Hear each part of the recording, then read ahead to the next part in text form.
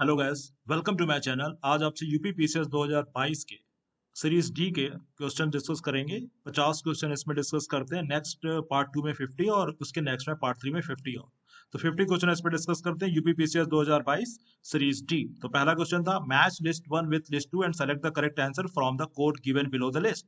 Committee appointment and year of committee and year of appointment. तो Balwant Rai Mehta committee है, Ashok Mehta committee है, L M Singhvi committee है, P K Thungon committee है। तो इसका आंसर ऑप्शन बी करेक्ट है। ऑप्शन बी करेक्ट है। Balwant Rai Mehta committee appointment year 1957, Ashok Mehta 1977, L M Singhvi 1986, P K Thungon committee 1988। Okay, तो ऑप्शन बी करेक्ट है। फिर डाइक्लोरो डाइफिनाइल ट्राइक्लोरोइथेन क्या है? तो इसका option B non biodegradable pollutant होता है, ये DDT. DDT is non-biodegradable pollutant. This means that it does not easily break down into harmless substances through natural biological process. So आपका ऑप्शन बी सही होगा। ठीक है, नाउ तीसरे क्वेश्चन की तरफ बढ़ते हैं। तीसरे में आपको ट्राइब दिया है, उस स्टेट से मैच कराना है। केरिया, कुकी, जानदी, पलियान। ओके, सो इसमें ऑप्शन बी 1 और 4 करेक्ट है। तो केरिया आपका सही दिया है, उड़ीसा। और पालियान जो है, पलियान या पालियान कह सकते हो, तमिलनाडु, ये सही है। बाकी कुकी गलत मैच किया है। कुकी उत्तर प्रदेश से नहीं, मणिपुर से बिलोंग करती है। और यानदी ये आंध्र प्रदेश से बिलोंग करती है, राजस्थान से बिलोंग नहीं करती है। तो ऑप्शन बी 1 और 4 इज करेक्ट। नाउ चौथे क्वेश्चन की तरफ। विच one of the following is not example of biomass energy source? अब इसमें से कौन सा बायोमास एनर्जी सोर्स है का एग्जाम्पल नहीं है? वुड है, लकड़ी है, गोबर, कोल, ये सब बायोमास है, लेकिन nuclear energy biomass energy source नहीं है। तो ऑप्शन बी वुड, गोबर and coal biomass energy source है। Nuclear energy is not example of biomass energy source. तो ये क्लियर है, इसका ऑप्शन बी करेक्ट है। पांचवा question, who among the following had translated Chintamani Bhatt Sanskrit text Suka Saptati in Persian and gave the title Tutinama? Okay, किसने सुख सप्तति को translate किया था in Persian and gave the title Tutinama? Chintamani Bhatt ने सुख सप्तति लिखा था। तो ये थे ख्वाजा जियाउद्दीन नक्शबी, इन्होंने ट्रांसलेट किया था। Okay, Khwaja, option D correct है, ख्वाजा जियाउद्दीन नक्शबी। ठीक है, Tutinama written by Khwaja Ziauddin Nakhshabi. Tutinama meaning tales of parrot, इसमें पैरट मतलब तोते की कहानियां हैं। तूतीनामा कंटेंट्स, तूतीनामा में 52 कहानियां हैं। तुतिनामा इज ट्रांसलेटेड टेक्स्ट ऑफ सुख सप्तति रिटन बाय चिंतामणि भट्ट। सुख सप्तति मीन्स 70, सुख सप्तति मीन्स उसमें 70 कहानियां हैं। 70 कहानियां, सुख सप्तति का मतलब होता है 70 तोते की 70 कहानियां। तो इसका मतलब यह है। तो उसको ट्रांसलेट किसने किया था? ख्वाजा जियाउद्दीन नक्शबी ने पर्शियन लैंग्वेज में ट्रांसलेट किया था तूतीनामा को, जिसका नाम इन्होंने क्या रखा था? तूतीनामा। ठीक है, नाउ सिक्स, छठवें क्वेश्चन की तरफ बढ़ते हैं।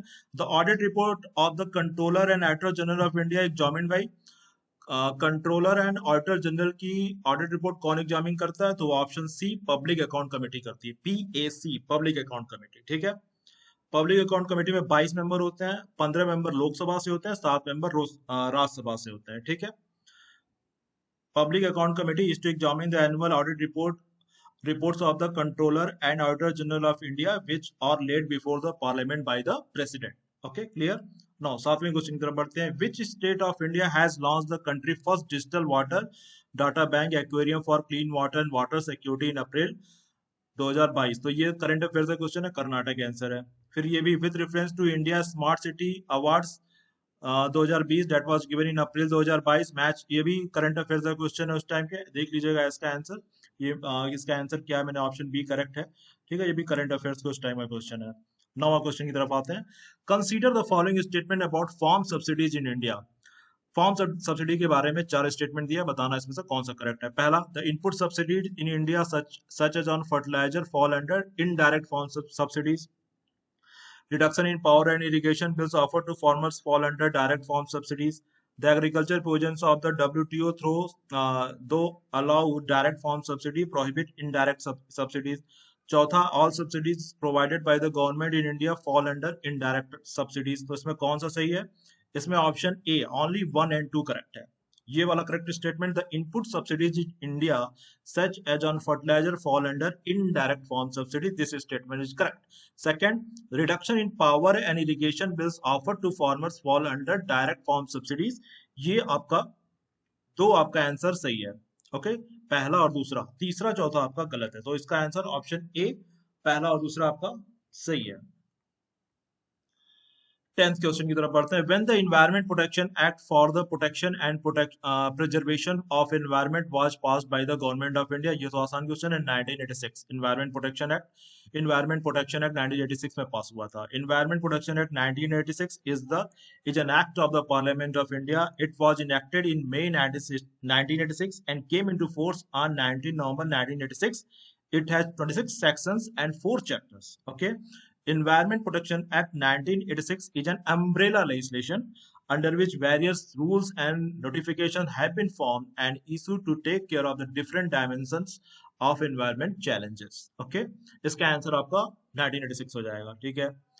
Now 11 में है, who among the following has become the first woman president of Tanzania। इस टाइप के क्वेश्चन बहुत आते हैं वुमेन प्रेसिडेंट के। तो अप्रैल 2022 में तंजानिया में बनी थी फर्स्ट वुमेन प्रेसिडेंट, तो ये क्वेश्चन पूछा गया था। आंसर तो इसका सामिया सुलूहू हसन है, लेकिन अब ये क्वेश्चन इंपॉर्टेंट नहीं है, ये 2022 का क्वेश्चन है। तो तंजानिया की राजधानी देख लेते हैं। तंजानिया आपका अफ्रीका में है, ईस्ट अफ्रीका में पड़ेगा, और ये आपका इसकी राजधानी जो डोडोमा, तंजानिया की राजधानी क्या है, डोडोमा। ओके। विक्टोरिया लेक भी आपको दिख रहा होगा, लेक विक्टोरिया। कीनिया, कीनिया दिख रहा होगा, उगांडा। तो आपसे लेक विक्टोरिया का कभी कभी पूछता है, लेक विक्टोरिया कितने कितने कंट्रीज को टच करता है, तो आप यहाँ से देख सकते हो, उगांडा, तंजानिया और कीनिया। ओके।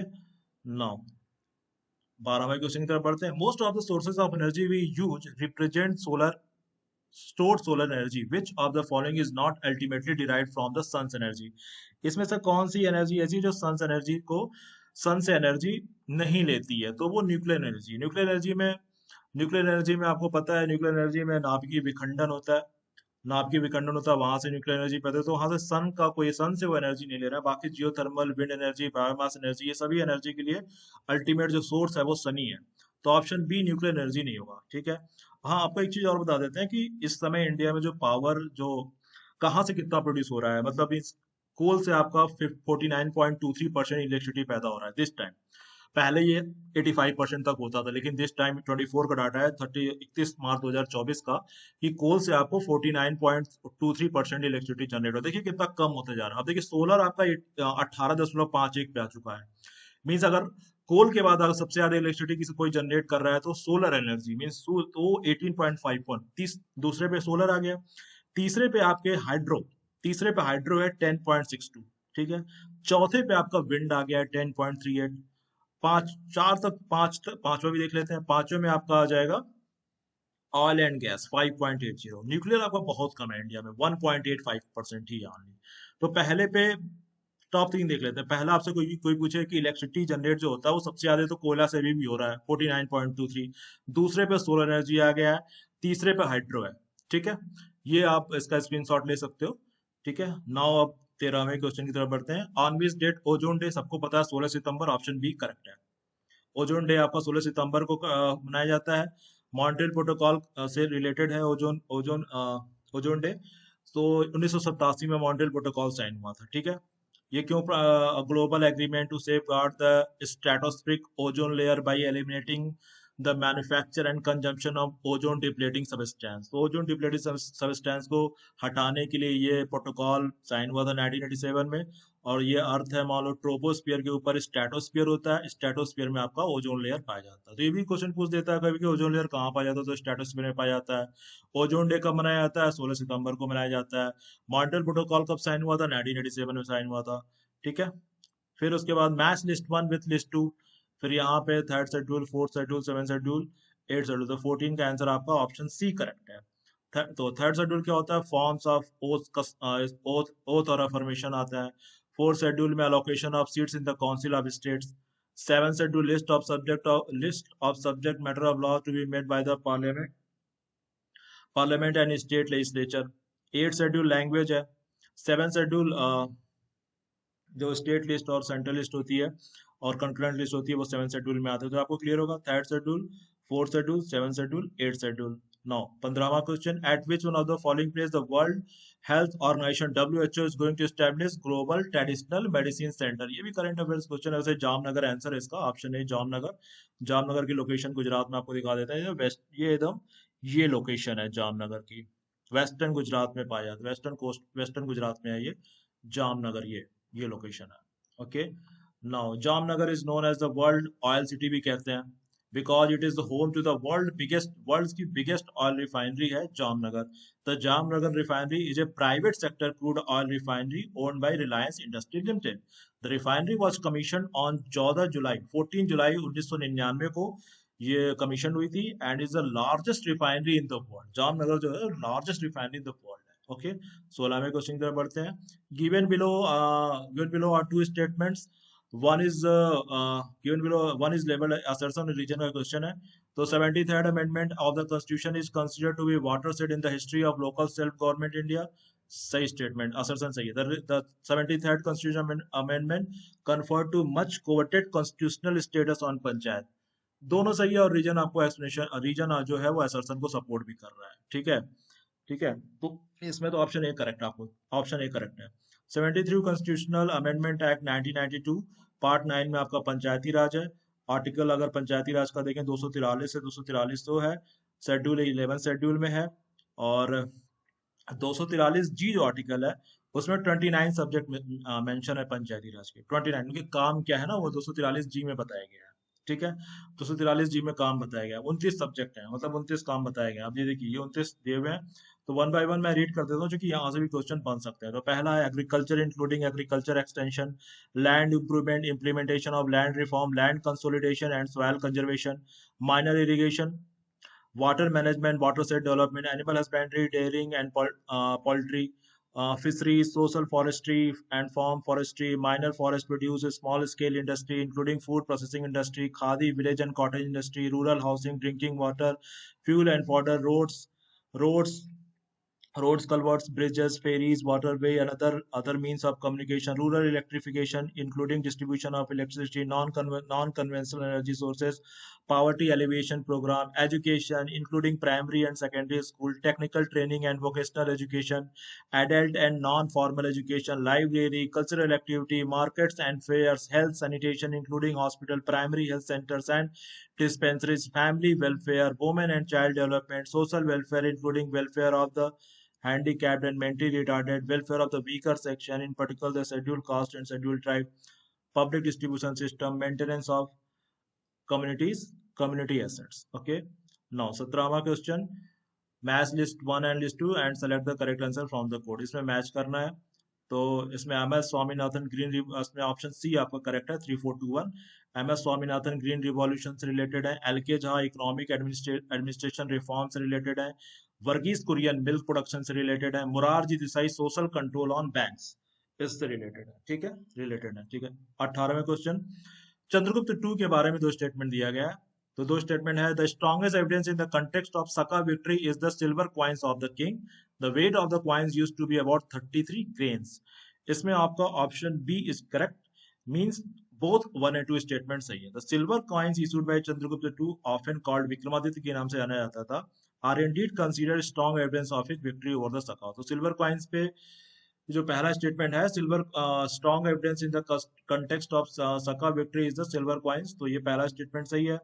दूसरा statement, the weight of the, ये भी 33 ग्रेन सही है, ये भी सही है। दूसरा स्टेटमेंट सही है, 33 ग्रेन, तो अराउंड 2.2 ग्राम्स होता है। तो this weight standard was consistent, तो ये दोनों स्टेटमेंट सही है। ठीक है, एडिशनल इन्फो दे देते हैं। Chandragupta two was the first Gupta ruler to issue silver coins which were called Rupak. Silver coins को रूपक कहते थे, और Chandragupta two was the first Gupta ruler to issue silver coins. ठीक है, 19वां क्वेश्चन था, thermodynamically the most stable form of carbon is, option C graphite. Graphite thermodynamically अगर सबसे ज्यादा स्टेबल कोई है तो इसमें से ग्रेफाइट है। Graphite is the most stable form of carbon, thermodynamically पूछ रहा है। और जो आपकी पेंसिल की जो नोक होती है ये ग्रेफाइट ही की होती है। ठीक है, ओके, ग्रेफाइट से ही लिखते हो आप। तो फिर उसके बाद 20वां क्वेश्चन, इसमें वाटरफॉल्स को और लोकेशन को मैच कराना है। ओके, सो दूध सागर गोवा में है, बरकाना कर्नाटक में है, कंदादार उड़ीसा में है, पलनी पलनी आपका हिमाचल प्रदेश में है। तो इसमें आपका ऑप्शन ए करेक्ट है, ए करेक्ट है। ओके, नाउ दूध सागर गोवा, ये मैं दिखा रहा हूँ लोकेशन, ये दूध सागर गोवा की लोकेशन है, और ये मांडवी रिवर पे है, मांडवी रिवर गोवा, ये लोकेशन दूध सागर वाटरफॉल है, ये जो दिख रहा है आपको। ओके। 21वां, T Malthus appointed one of the most famous theories called the Malthusian theory which is related to Malthusian theory, population से रिलेटेड है। तो आपका ऑप्शन बी करेक्ट है इसमें, ऑप्शन बी करेक्ट हो जाएगा। एक्सप्लेनेशन आप देख लेना। तो ऑप्शन बी करेक्ट है। 21 हो गया। 22 करंट अफेयर्स का था। 23वां, the bacillus bacillus haemophilus haemophilus influenza causes. तो आपका ऑप्शन बी और सी दोनों इसमें करेक्ट है। Form of meningitis in young children and pneumonia, दोनों ही सही है इसमें। ओके। सो बैसिलस हेमोफिलस इन इन्फ्लुएंजा कॉजेज, आपका दोनों ही सही सही है। Form of meningitis in young children and pneumonia, दोनों बी और सी दोनों सही है। विच of the following is not green house gas, इसमें से कौन सी ग्रीन हाउस गैस नहीं है? तो आर्गन नहीं है, बाकी carbon dioxide, chlorofluorocarbon, methane green house gas है। तो ग्रीन हाउस गैस और गैसेस,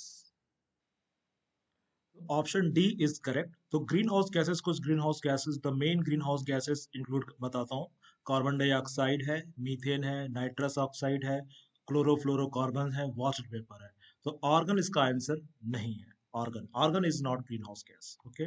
नाउ 25 करंट अफेयर्स था। 26 क्वेश्चन था, विच one of the following is the targeted group under the प्रधानमंत्री स्वनिधि स्कीम। तो प्रधानमंत्री स्वनिधि स्कीम किसके लिए है? तो वो स्ट्रीट वेंडर्स के लिए है। Option C is correct. और ये स्कीम प्रधानमंत्री स्वनिधि स्कीम 2020 में लॉन्च की गई। किसके द्वारा लॉन्च की गई? Ministry of housing and urban affairs. ठीक है, ministry of housing and urban affairs with the following objectives. Objective क्या था? To facilitate working capital loan up to 10,000 to incentivise regular repayment to reward digital transactions. Okay. So street vendors के लिए था, 2020 में इसे launch किया गया था। नाउ 27 की तरफ बढ़ते हैं। 27 क्वेश्चन था, with reference to Borneo island located in South East Asia which of the following statement is are true. So दो स्टेटमेंट दिए गए हैं बोर्नियो आइलैंड के बारे में। It is divided among 3 countries, ये 3 कंट्री में बटा हुआ है, या 3। It has been form due to volcanic deposition. तो इसका आंसर आपका only Borneo island is the third largest island in the world. Borneo island जो है आपका थर्ड लार्जेस्ट आइलैंड है। पहला ग्रीनलैंड है, दूसरा न्यू गुयाना है, तीसरा आपका बोर्नियो है। तो बोर्नियो जो है आपका 3 कंट्री देखिए इसमें है बोर्नियो आइलैंड में, मलेशिया, इंडोनेशिया है, मलेशिया है, ब्रुनेई है।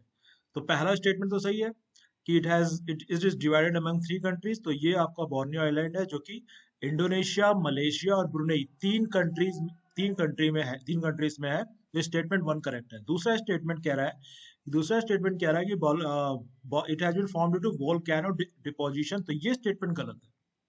बोर्नियो जो है, Borneo geological history is a fascinating tale of tectonic activity and accretion. The ice land formation involves several key process। केवल वॉल्केनिक डिपोजिशन नहीं, इसके कई कारण है, जैसे मेसोजोइक एक्रीशन है, पैलोजोइक कंटिनेंटल कोर है, सैनोजोइक प्रोमोनोटोरी प्रोमोनोटरी ऑफ सुंडालैंड। तो इसके 3 रीजन्स हैं। तो केवल वॉल्केनिक डिपोजिशन नहीं है। तो सेकंड आपका गलत है, पहला सही है। ठीक है, पहला सही है। Now moving towards 28 question. 28 में आपको ऑफिसर और उसकी ड्यूटी को बताना था। तो ऑफिसर, इसका ऑप्शन ए करेक्ट है। आइए देख ले, तालार जो होते थे वो होते थे officer of night guards. Pattakola village tax officer होते थे। Sahasa adhipati office of cases of dacoity and Baladeep जो होते थे गॉड ऑफ ऑक्ट्राई, चुंगी। ऑक्ट्राई मीन्स चुंगी होता है, चुंगी के संरक्षक मान लीजिए। तो Talar office of night guards, Patakola village tax of collector, Sahasadhipati office of cases of dacoity. Okay. So ये आपके करेक्ट ऑप्शन है, ऑप्शन ए करेक्ट है इसमें। ठीक है। फिर which religious group in India has its highest urban population, किस रिलीजियस ग्रुप की हाईएस्ट अर्बन पॉपुलेशन है? तो उसमें Jain, option A Jain correct है। तो according to 2011 census religious group percentage of population residing in urban area. तो जैन के लोग 80% जैन जो लोग हैं वो शहरी एरिया में रहते हैं। मुस्लिम एंड क्रिश्चियन दोनों मिला के 40% रहते हैं। बौद्ध 43% शहरी इलाकों में रहते हैं और हिंदू 29% शहरी इलाकों में रहते हैं। ठीक है, तो इसका आंसर जैन हो जाएगा। Now match list 1 and list 2 भी ये करंट अफेयर्स का था। प्रिसाइडिंग ऑफिसर ऑफ विधानसभा की क्वेश्चन था ये। एक 31 question, consider the following cities of Uttar Pradesh and arrange them in descending order in terms of their population. अच्छा, तो सिटीज ऑफ उत्तर प्रदेश हैं, इनको जनसंख्या के घटते हुए क्रम में लगाना है, तो इसमें ऑप्शन सी करेक्ट है। सो 2413, तो आपका सबसे ज्यादा जो पॉपुलेशन है वो कानपुर की 28,17,105, फिर लखनऊ है 27,67,348, फिर गाजियाबाद है 17,29,000, फिर आगरा है 15,85,704। तो सबसे ज्यादा यूपी में जनसंख्या कानपुर की है, फिर लखनऊ की है, फिर गाजियाबाद की है, फिर आगरा की है। ठीक है, फिर आपको पूछ रहा है कि which one of the following is correctly match. Dev Samaj Banaras, Bharat धर्म महामंडल दिल्ली, सनातन धर्म रक्षिणी सभा कलकत्ता, राधा स्वामी सत्संग लाहौर। तो इसमें आपका सनातन धर्म रक्षिणी सभा कलकत्ता, ये ऑप्शन सही है, बाकी सब गलत मैच है। तो ऑप्शन सी इसमें करेक्ट है, ऑप्शन सी। तो देव समाज जो है वो लाहौर लाहौर से रिलेटेड है। 1887 में शिव नारायण अग्निहोत्री ने इसको शुरुआत किया था। फिर भारत धर्म महामंडल, ये हरिद्वार से स्टार्ट किया था 1887 में दीन दयालु शर्मा ने। सनातन धर्म रक्षिणी सभा, ये करेक्टली मैच है, 1873 में हुआ था, कलकत्ता में हुआ था। राधा स्वामी सत्संग आगरा से स्टार्ट हुआ था 1861 में, शिव दयाल सिंह ने स्टार्ट किया था।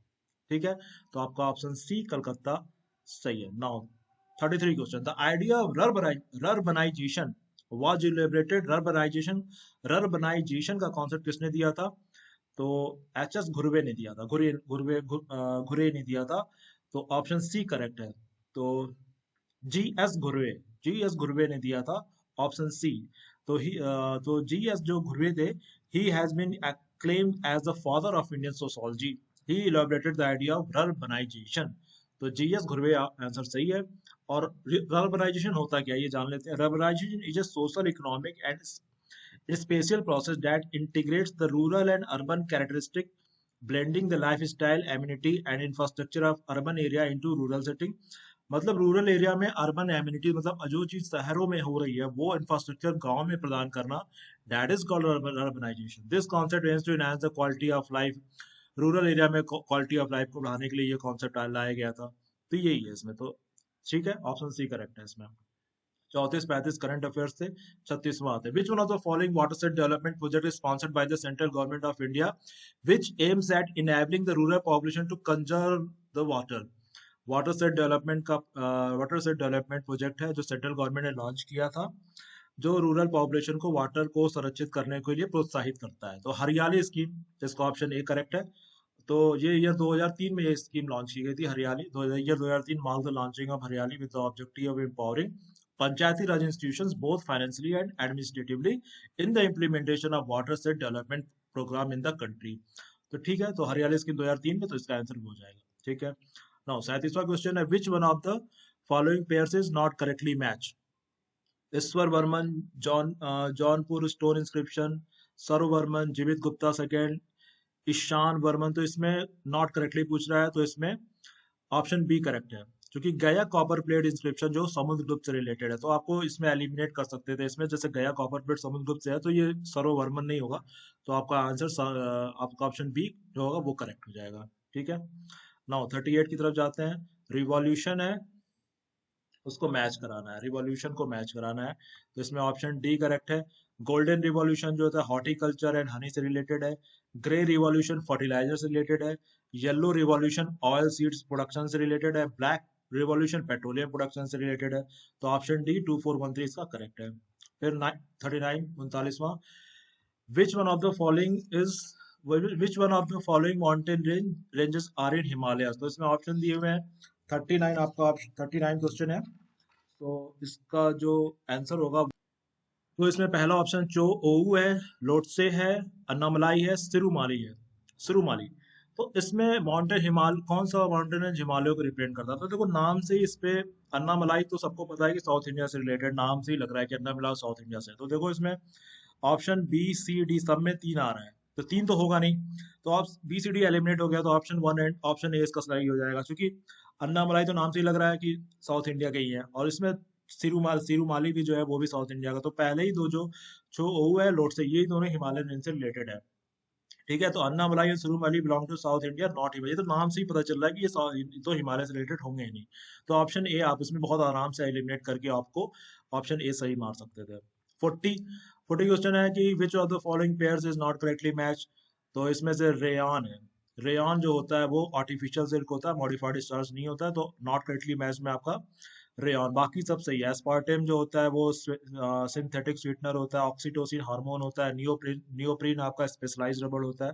तो इसमें ऑप्शन ए करेक्ट है। नाउ 41वां क्वेश्चन क्या था, consider the following events and arrange them in chronological order. इसमें से जो युद्ध है उसको क्रोनोलॉजिकल ऑर्डर में अरेंज करना है। सो इसमें ऑप्शन 2 करेक्ट है वैसे, 3 4 2 1। तो आइए देख लेते हैं। बैटल ऑफ सकरखेड़ा सबसे पहले हुआ था 1724 में, निजामुल मुल्क एंड मुबारिज खान के बीच में हुआ था। ठीक है। बैटल बैटल ऑफ बेदारा 1759 में ब्रिटिश आर्मी और डच आर्मी, इसमें डच आर्मी हार गई थी। फिर बैटल ऑफ पोर्टो नोवो, ये 1781 में हुआ था, किंगडम ऑफ मैसूर और ब्रिटिश ईस्ट इंडिया कंपनी। फिर battle of Mudki 1845, British east India company and Sikh army. ठीक है। बैटल ऑफ मुदकी 18, तो ये सबसे पहले बैटल ऑफ सकरखेड़ा, फिर बैटल ऑफ बेदारा, फिर बैटल ऑफ पोर्टो नोवो, फिर बैटल ऑफ मुदकी। तो 41 का आंसर आपका सेकंड सही हो जाएगा। ठीक है। फिर 42, विच of the following wild life sanctuaries of UP was established in 1975। कौन सी वाइल्ड लाइफ सेंचुरी यूपी की 1975 में स्टैब्लिश की गई? तो ऑप्शन बी कतरनिया घाट इसका आंसर सही है, बी कतरनिया घाट। ठीक है। नौ 43 चलते हैं। रूर फेमस रूर कोल्डफील्ड ये कहाँ पे है? तो ये पूछा, ये तो जर्मनी, ये बहुत रिपीटेड क्वेश्चन है, बहुत बार आता है। रूर कोल्डफील्ड होता है ये जर्मनी, रूर कोल्डफील्ड जर्मनी में है। और ये आपको पता है कि ये सब चीज अब जर्मनी धीरे धीरे अपने जो थर्मल पावर प्लांट है, जो कोयले से बिजली उत्पादन करते हैं, उनको बंद कर रहा है। ये सब चीजें अब रूर जो काफी इंडस्ट्रियल एरिया था, वहाँ थर्मल पावर प्लांट लगभग बंद हो रहे हैं। ओके। सो लेकिन ये इसका आंसर जर्मनी है। इंडिया में भी धीरे धीरे कम हो रहा है, क्योंकि पहले 85% आपका कोल से जनरेट होता था, जो कि मैंने दिखाया इसी वीडियो में कि 50% आ गया, तो 30% तो इंडिया ने भी कम कर दिया है। ठीक है। तो लोकेशन देख लो, रूर की ये जर्मनी है, रूर की ये लोकेशन है, इंडस्ट्रियल एरिया है जर्मनी का। ओके। नाउ 44वां क्वेश्चन क्या है, विच of the following is not fundamental duty. इसमें से फंडामेंटल ड्यूटी कौन सा नहीं है? सो इसमें से to protect the national anthem, नाम से लग रहा होगा। To protect and improve the national environment, ये भी है। To safeguard the public property, ये भी है। ये चौथा वाला नहीं है। To protect monuments and places of national importance, ये आपकी फंडामेंटल ड्यूटी नहीं है। तो ऑप्शन डी करेक्ट है। और मैं आपको फंडामेंटल ड्यूटी, जो 11 फंडामेंटल ड्यूटी, वो बता भी देता हूँ। देखो, टू अबाइड बाय द, ये line by line one by one बता रहा हूँ। To abide by the constitution and respect the ideals and institutions, the national flag, national anthem. देखो पहला वाला यहीं से आ रहा है, रिस्पेक्ट नेशनल एंथम। तो इसमें प्रोटेक्ट लिखा हुआ है, लेकिन जिसको आप रिस्पेक्ट करोगे उसको प्रोटेक्ट तो करोगे ही। तो नेशनल एंथम आ जाएगा, to protect the national anthem. फिर to cherish and follow the noble ideals that inspire the national struggle for freedom, to uphold and protect the sovereignty, unity and integrity of India, to defend the country and render national service when called upon to do so, to promote harmony and spirit of common brotherhood। ठीक है। फिर among all the people in India, transcending religious, linguistic and regional or sectional diversity, to value and preserve the rich heritage and country's composite culture। ठीक है। फिर to protect and improve natural environment, ये था इसमें, देखिए ये B वाला देखिए आपका आ रहा है इसमें, तो ये 7वें नंबर पे दिया हुआ है। फिर टू साइंटिफिक टेम्पल तो डेवलप करना ही है। ठीक है। तो ये फिर to safeguard public property, देखिए ये भी दिया हुआ है, to safeguard public property, ये आपका 9वें नंबर पे है। 10वें पे to strive towards excellence in all sphere of individuals and collective activity, so that the nation constantly rises to higher levels of endeavour and achievements. ठीक है।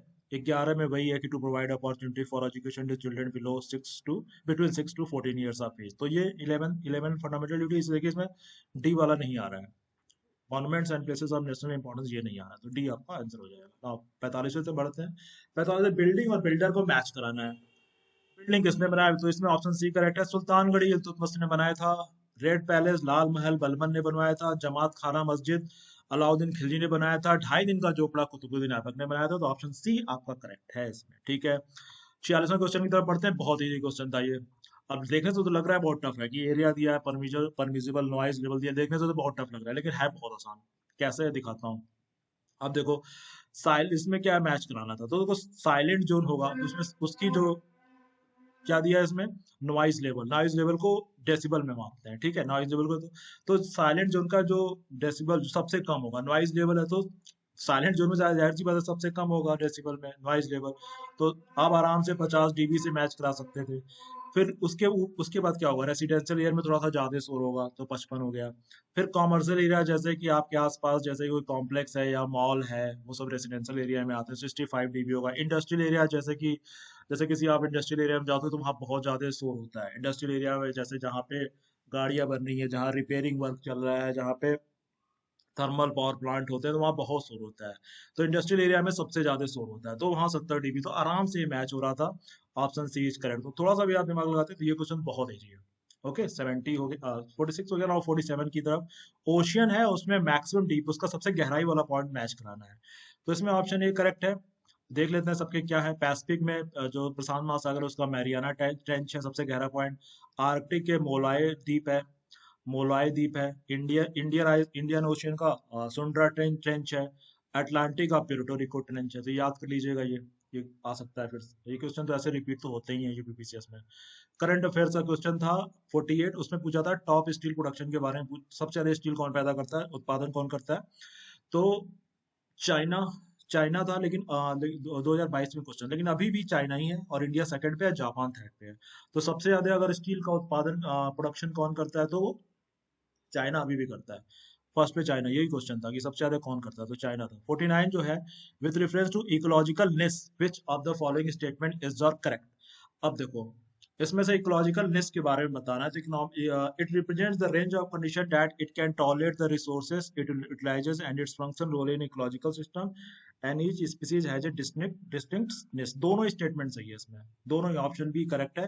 देखो statement, it represents the range of, ठीक है। The statement is an ecological niche के बारे में जान लेते हैं क्या है। An ecological niche encompasses all the environmental conditions and resources a species needs to survive, reproduce and maintain a population. It also includes the species role in the ecosystem, such as interaction with other species. ठीक है, तो statement 1 है वो सही है। Statement 2, each species has a distinctness, ये भी सही है। The statement is also incorrect. Each species occupies a unique niche which is a result of its specific adaptation and interactions with the ecosystem. While there can be some overlap in niches between different species, no two species occupy the exact same niche in the same environment due to competitive exclusion and niche differentiation. So ये दोनों statement आपके सही हैं। तो इसका option option क्या है? Option B correct है। Now last question, 50 question. Rainfall occurs in the winter season in Mediterranean climate. ये असर्शन सही है कि जो मेडिटेरियन क्लाइमेट होती है उसमें ठंडी है, ठंडी में बरसात होती है। गर्मी में आपकी बरसात नहीं होती, ठंडी में बरसात होती है। तो ये सही है। In summer these region remain under the influence of, हाँ, समर में जो, गर्मी में क्या होता है, यहाँ पे ड्राई टेरेस्ट्रियल विंड बहती हैं जिसमें मॉइस्चर नहीं होता है, जिसके कारण गर्मी में वहां बारिश नहीं होती है। ठीक है, तो रीजन में सही है। तो गर्मी में नहीं होती, तो ठंडी में वहां पे बारिश होती है। तो गर्मी में इसने लिखा है कि ड्राई टेरेस्ट्रियल विंड के कारण यहाँ पे बारिश नहीं होती, जो कि जो एयर होती है वो, उसमें मॉइस्चर नहीं रहता है। ठीक है, तो उसमें रेनफॉल, आप देखिए, rainfall occurs in the winter season in Mediterranean climate, ये सही स्टेटमेंट है। In summer these under the, ठीक है, दिस इज आल्सो ट्रू।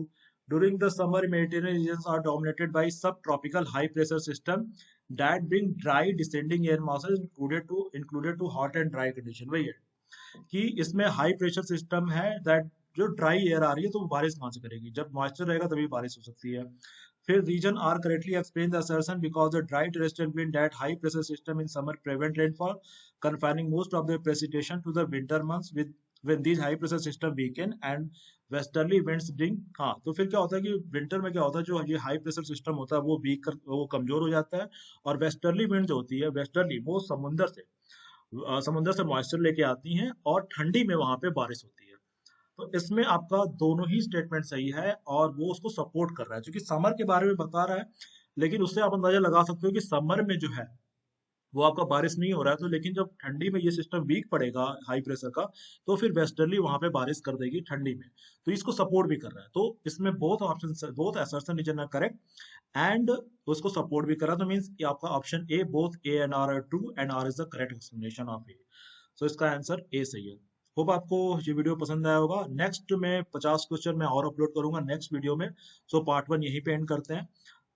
तो thanks for watching this video. अगर आपको वीडियो अच्छा लगेगा, हाँ, ये देख लीजिए, मेडिटेरियन जो बेल्ट है, इसमें कॉल मेडिटेरियन बेस कैलिफोर्निया आता है, यहाँ पे मेडिटेरियन बेसिन है, फिर इधर आपका सेंट्रल चिली, ये सब मेडिटेरियन एरिया है। Western Cape of South Africa, Western and South Australia, ये सब मेडिटेरियन एरिया है। तो ये भी क्वेश्चन आ जाता है एग्जाम में कि मेडिटेरियन, आपको ऑप्शन दे देगा कौन कौन से इसमें मेडिटेरियन एरिया है, तो वहां से ये भी आप बता सकते हो। Okay, so thanks for watching this video. आगे मैं और 50 क्वेश्चन और अपलोड करूंगा। अगर आपको वीडियो पसंद आएगा तो लाइक करिएगा, कमेंट करिएगा, चैनल को सब्सक्राइब करिएगा। Thanks for watching this video.